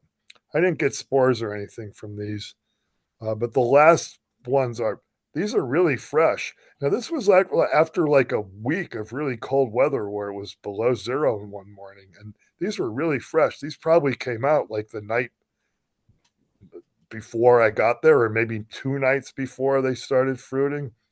There's a lot of dirt on them because the roots of this tree had a lot of soil caked on the upturned roots. And now the last couple of photos are going to show something kind of interesting about this particular fruiting. Next photo, I think. Yeah. So usually you expect the stalks to be dark, like that first couple that we looked at here from the first fruiting that I found. But these have not darkened yet. It's probably because they just came out. So they're very fresh. So even though they call, the common name is velvet foot, these don't look very velvety, right? They're just pale. But this is Flammulina velutipes. And one comment on this species. For a long, long time, the commercially sold mushroom called enoki, that's like these white string bean looking things that hardly have caps, the tiny caps, were thought to be Flammulina velutipes that just did not develop the way they would in the wild because when they grow them, they deprive them of sunlight. But it's not. It's actually a new species, Flammulina phyliform, I think. So same genus, different species. So anyway, these were the ones that I was able to clean up. I brought home a small bag full. I gave some to a friend and I kept some. And they're pretty good edibles, actually. So I just put some in some scrambled eggs and they were good. These are white spored. Yeah, if you want to go out and pick Flammulina in the winter on wood and white spores, you definitely want to, if you're not sure, you want to make sure it's white spores so you can avoid confusing these with Galerina marginata, which I also found on the same day, but I didn't send along a link for that one. Very sticky caps. Too. Yeah, very sticky. That's one reason why there's so much dirt on them. The dirt really, really stuck to them. Sticky, slimy caps. Yep, especially when they're fresh. And I've found them on the same log as Galerina marginata, or Galerina marginata. Yeah. I think other than the Steccherinum, I think that's it for mine. Okay. And I didn't get any really good photos of the Steccherinum anyway. I'll just take my word for it. They were hydnoid. You saw some teeth. Had spines. Yeah, if you saw some teeth, and I do take your word for it, I would call it Steccherinum or Steccherinum, whatever you want to say. Steccherinum is what I call the way I've been saying it, but who knows? Yeah. We need Dorothy here to tell us how to say these names. Right, because it has the same rule as Lexinum, right? So it should be Steccherinum. Steccherinum. Yeah, to me, Steccherinum makes sense. So the Yeah. first C is like a hard C, and then it's a CH. Yeah. But sometimes CH is a C sound, so who knows? I don't know. You know. There are a couple other Steccherinums. Yeah, they're mostly poroid though. No, there's a couple that are hidnoid. That There are. Okay. That are. I think Rosia is one of the species. Which would lead you to believe that it is more pink than orange. Yeah.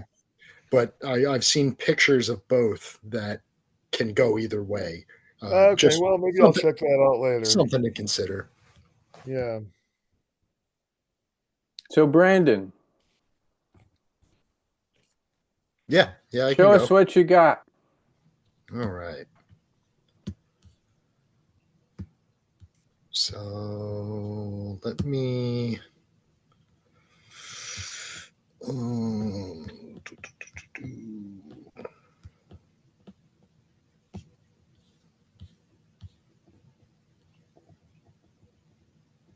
We can see your screen. Okay, cool. I'm looking for a thing. The thing. Yeah.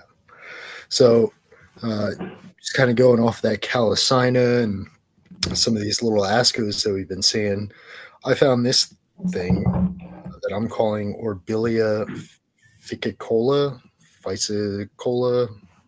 I don't know how you want to say that. Ficus, right? That would kind of. It's probably named after the family of ficus plants, which wouldn't really make sense because I did find this on. Maybe it is like a Rosaceae or something like that, like a fruit tree, maybe a pear tree, but I was calling it a maple based on the young growth on the bark. These were really small. The largest I measured right at 1.5 millimeters, but the majority of them were maybe 0.5 millimeter, like really, really tiny. And I found them in a kind of a dehydrated state. You can see, I think in my comments, I was speculating, is this thing a disco or is it a dried up jelly fungus of some kind? But I collected a piece of bark and laid it in water. And they came back, within like 15 minutes, they kind of rehydrated themselves and showed themselves to be little discomycetes with something going on the edge. This genus, the name that I'm applying to this, it's in the family of Pizziza. And you can kind of see that. You can kind of see that they're cups with these rigid edges, some with ornamentation on the edge. Here's 3 of them growing together, and this is under a stereoscope, so this is zoomed in a little bit, and the color is kind of washed out because of that. Here's an in situ photo. I mean, doesn't look like much. In situ, I don't have a huge thumb. They're very, very small. And I have some micro coming up. But this fringed edge with some white and black, that fits the species that I applied to this pretty well. And I was able to get, you can kind of see, it's not quite stipitate, but it's a little bit vase shaped, right? It's not growing flat up against the substrate. But also in this photo, you can see this is an algae, I want to say. And I didn't even notice until I took this photo and was looking at it earlier today. That's probably an asco, a little black asco right there, which is why I probably got such diluted microscopy. But this is an ascus, and I described that shape as baseball bat. It kind of tapers only down here. Looks very much like a baseball bat. You can see the ascospores developing in there. I didn't get a spore drop off of this thing. So I went in blind looking for ascospores, and I thought maybe that was going to be one. But that I found ascospores from maybe 3 or 4 different fungi, as well as these what I think are algae spores over here. But what I want to focus on is the apex of these paraphyses are really interesting. You can see it. This is the last photo. The thing that's cross-secting the ascus here is a paraphyses. And it's got a little finger on the top. That finger is right in the middle of these stipitate paraphyses. And that's where I got the name for this thing. Only because I haven't even found a description of this fungus. I'm just comparing it to other observations that are using this name. And they all have these, I don't know how to describe that. I mean, they're stipitate, they're long and skinny stipes with a digital apex, I guess. Yeah, digitate. Digitate, yeah. Here's a couple, like this might be an ascospore that got caught up in there that has nothing to do with the thing that I photographed. This thing might, but I'm leaning more and more toward that being just something that that was found in there. But anyway, really cool thing, really small thing, and if my identification is correct, it's at the very least underobserved, mostly because they're so small, right? What's the name? What's the name you have for this? I put it in the chat. Oh, okay. Sorry. Thanks. Yeah, I'll scroll up. Orbilia ficola, ficola. But it stinks that Jason's mic isn't working, because I wonder if he's ever found this thing. Because I only found it, they're so small. I only found it when I was trying to identify this lichen, which was also too immature to probably identify. So is my mic working now? Yeah, gotcha. Cool. No, I haven't, but I'm gonna put a link in the chat for a free 2-volume PDF on the monograph of Orbiliomycetes. Excellent. Yeah, that's exactly what I want to tuck into later. Yeah. I searched Fuscoporia in the first volume and found it mentioned in what he's calling series Abutylones, where he says that Fuscoporia is morphologically extremely similar to two other species. Nice. Thank you. Just get there real quick and favorite that before I forget.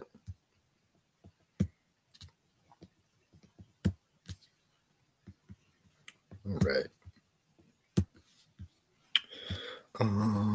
Let's see. Honestly, I don't really have a plan, although we did just look at that. And Dave, I'm I don't know how to separate that from, what is it, nigricans, Exidia granulosa from nigricans, but I don't know either. I found I've read a few explanations of how you supposedly can tell, and they didn't make a whole lot of sense to me. So. Yep, I think I probably read those same things, and I'm leaning granulosa with you. So yeah, it might be a good thing to have sequenced if you have the opportunity. Yeah. Oh, look at this. Yeah. So where is this? This in the Pine is Barrens? So not quite.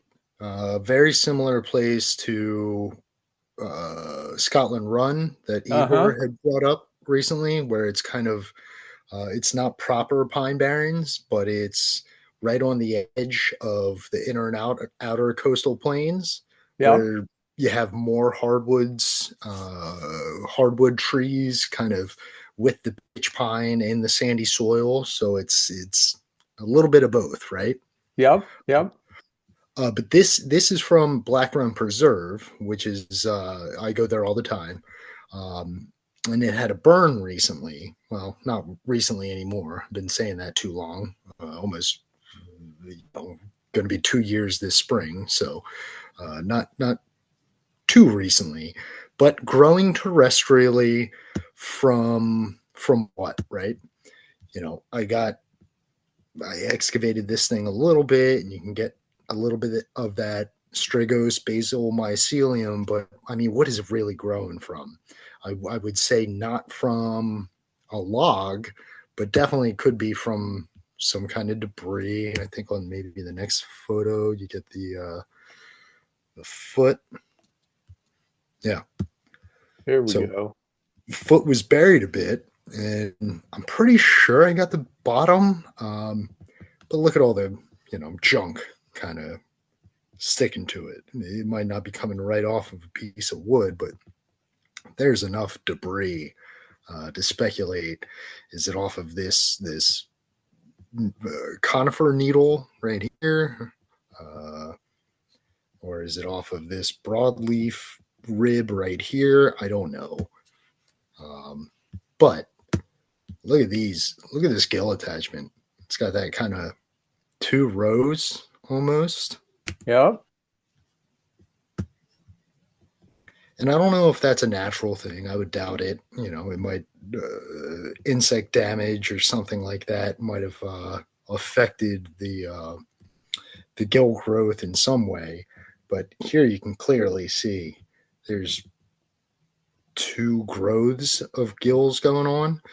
On the left side of this one, you can see it a little bit, but then you have normal gill growth here, which I think is super cool. And then the cross veining, the ribbing going on up top. Pretty neat. That is so cool. That's a great photo, Brendan. Thank you. Yeah. And I've seen this before, but I haven't found a description for something that mentions it. Go ahead, Dave. Yeah, I think that the breaks in the gills there that's just something that is maybe they froze or something and thawed. Yeah. But were the stipes sticky or slimy at all? They weren't. No, because I looked at that. Let's go back to the stipe. Yeah, because I was going to suggest Mycena vulgaris. Ooh. But that one is supposed to have sticky, slimy stipe. There's another one that grows in pine needles, conifer needles late in the season, but it has like a yellow stipe, greenish yellow stipe, and that's Grisio viridis. Yeah, Grisio viridis was one I was looking at. I didn't come across the other name that you just mentioned, and I can't find my pen. If you don't mind putting it in the chat. Oh, okay. But there's something else though that looks like vulgaris, and I forget the name. Okay, cool. And I don't know if you can make it out on this photo, but it definitely, the stipes definitely had a little bit of a yellow tinge to them, especially that does look a little yellowish. Super striate, cap margin, and I mean the gills are pretty widely spaced, right? For what I'm calling Mycena, I guess I shouldn't be super sure. But the spores, they were amyloid, so that leads Mycena. I uploaded that photo. I think those are almost certainly Mycena. Yeah. So Mycena, I'm putting it in the chat now. Mycena vulgaris, something to look at. And there's something else that's a late season thing that I ran across a name. I'll see if I can Oh, you have spore lengths. Yeah, I have spore lengths, and look at how varicose, warty. There's definitely some ornamentation. That might be contents.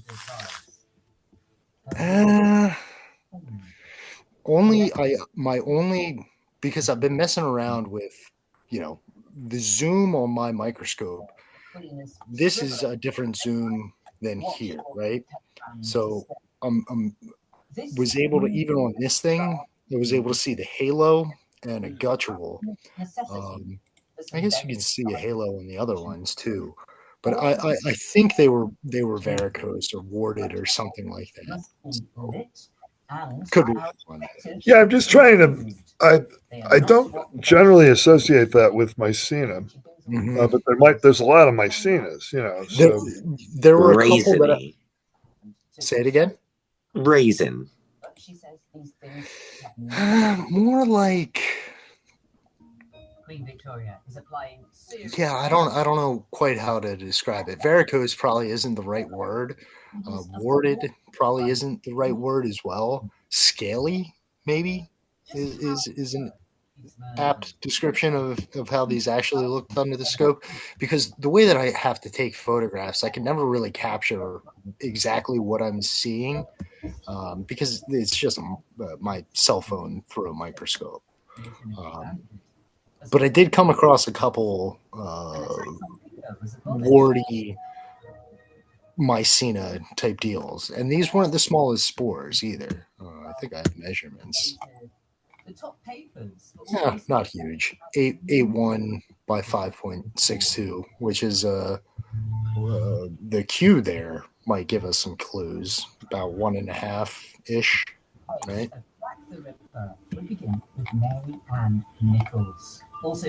And then the last thing I wanted to share was I've never actually been able to successfully photograph what I think it might be a broom cell. These kind of finger-like cystidia on Mycena, and that's the closest I think I've ever been able to get. And it's a terrible photo, but I think that's what that is. Just round the corner from Bouverie Street is the Church of St. Bride's, the journalists' church. And it was here in 1864. Dave, can you turn off your audio? I've got here. Yeah, somebody's got Dave. I muted him. Who is that? Thank you. Dave. The lady from that game show, right? No, that's a different program. It's already after 9 o'clock. Karen's watching this documentary about Jack the Ripper or something. I don't know. It just started. Okay, nice. Ouch. And then, real quick, what do you think, Dave? I think you might know this one. You think this is Tubaria furfuraceae group, perhaps, that I found growing on berry? Yeah, well, the Hygrophilus caps, they turn very, very light, almost white, like the one on the right. Mm-hmm. Did you do any micro on these? I didn't do any micro. I still have them, so I could. But I did get a spore print, and you can see the marginal velar remnants. Which does that rule out spore print color? Yeah. Yeah, it should be kind of like yellowish for Tubaria furfuraceae. So this is what I got. Yeah. This is what I got. And this is kind of what threw me because, I mean, do you think these could be Canosopi? No, I don't think so. Yeah. Also, it's either Tubaria or Galerina. Yep. It looks more like Tubaria.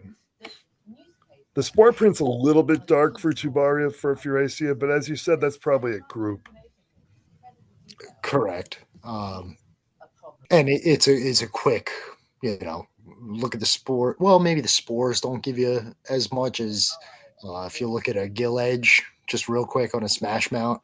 The Tubaria furfuraceae has a lot of Chilocystidia, and they are the word they use is flexuous. So they're like not straight. Mm-hmm. They have like little bends in them. Whereas subcapitate, but they're not whereas all that Gallerine, different than Gallerana marginata Calycina, which I don't think those are flexuous at all, though. Cool. Oh, But the spores. The spores look quite a bit different from Gallerana spores, though. Gallerana spores, you can usually find at least a few where you can identify where the plage is, where it's like a little part of the spore that's dug out right near near one end. And Tubaria spores are more or less ellipsoid and smooth. They're smooth also. Gallerana spores are usually a little bit varicose. So the spores look different. You can probably tell from the spores whether you have Nice. Tubaria or Gallerana. I don't think Conaceae though. I don't think that you would find those this late, and they don't really look like Conaceae. Yeah, especially Conaceae on the have like long, thin stems. Most of them. yeah. That's the stipe apex was. Yeah, that's not a Conaceae stipe apex. I think. No, I don't think so. I don't think that's Conaceae. All right, cool. That's it for me, except I did just upload a photo. Oh. Actually, no, I'm going to show you these guys only because I've been sharing these for over a year now. Again, Black Run Preserve, burnt conifer forest for the most part, although I've been finding these recently, not near conifers, kind of extending away from the conifer stands.